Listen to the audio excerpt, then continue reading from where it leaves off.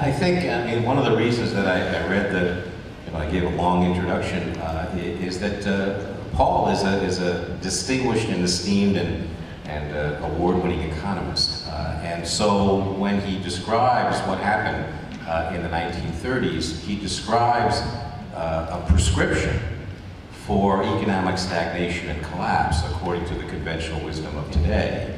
And so, to me, the most interesting aspect of it is that you have an economist that says when we soak the rich, when we allowed unions to go completely wild, when we created rules that shrunk the rich and the poor and created a middle class, we created 20 years, 25 years of enormous prosperity. Yeah, I think you might want to speak to that. Yeah,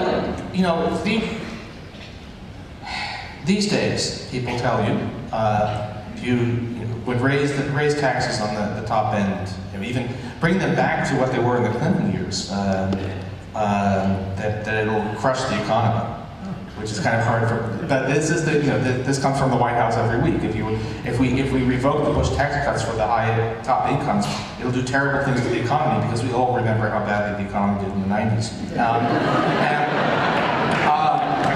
And if you raise wages, you seek to increase the minimum wage, it'll lead to huge unemployment, and unions are terrible. And then you look at America in the post-war generation.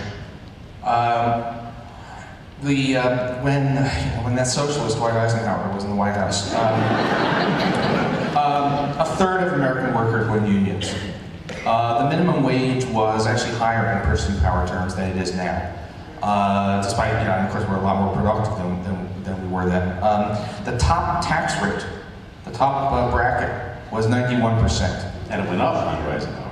Yes, it went up. Well, that was the Republican Party as it was then, and they actually believed that if you had a war, a Cold War in his case, that you were actually supposed to pay for it, and so that included an increase in top tax rates, and of course that period with tax rates that would now be considered, you can't possibly, there'd be no incentives, the economy couldn't work.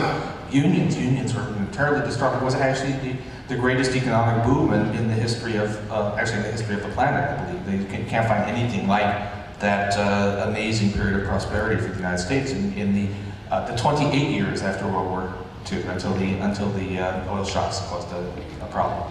Now, couldn't one say, as a devil's advocate, that one might say, well, in the post-war period, the United States was enormously dominant in the world economy. Globalization was not a problem with us in terms of imports. The dollar was God. We had 80% of the world's gold supply. So couldn't one say that we could create a structure like that because we were quite insulated from competition? Well, this is where there are a lot of things that we now are told you can't do that not only did we do in the past, but that other countries do even now.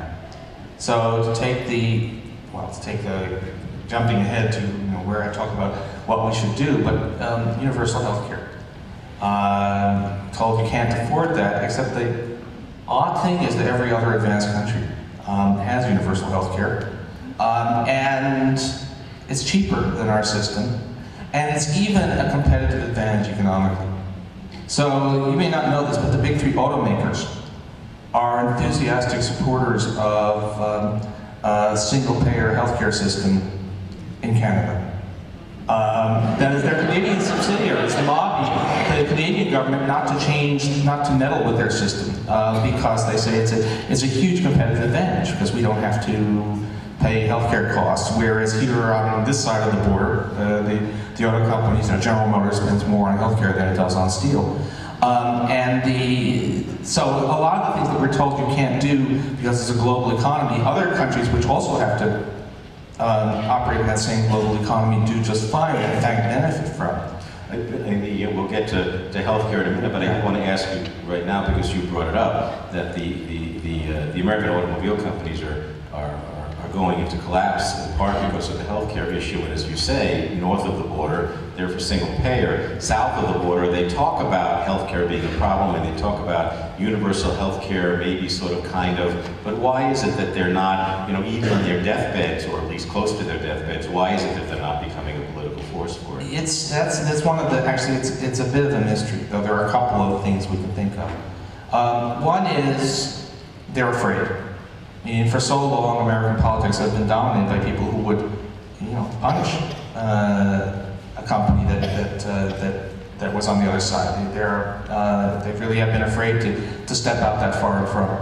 The other two do want to always make a distinction between the interests of the company and the personal interests of the executive.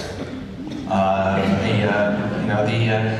that might be as broad as, well, the CEO likes low taxes, or it might be as trivial, but that he blackballed at the country club if he came out for a single-payer healthcare system. So there is a real, but it's an amazing thing. Why haven't we been able to get a full-throated advocacy of something that would actually be good for business, from business?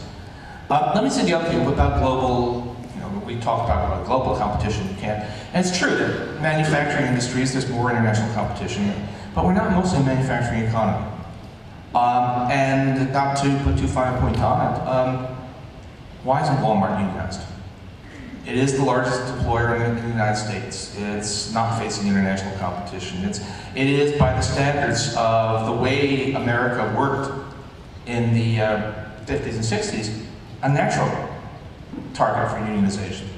Now, of course, there is an answer, but it has nothing to do with globalization or technology. It is that Walmart became a big company during the 1980s, during a period when Ronald Reagan has basically declared open season for union busting. And as a result, it wasn't so much that existing unions were smashed as that companies were able to block unionization. And that's just an example of the ways in which politics has driven the economics. The fact that we are a largely non-union economy now, overwhelmingly non-union, is not something that happened because the world changed and unions were no longer relevant. In the 1960s, Canada and the United States both had about 30% of their workers in unions. Canada still has, I think it's a bit more than a quarter of its workers in unions. The United States is down to 11%. Same global economy, same technology, different politics.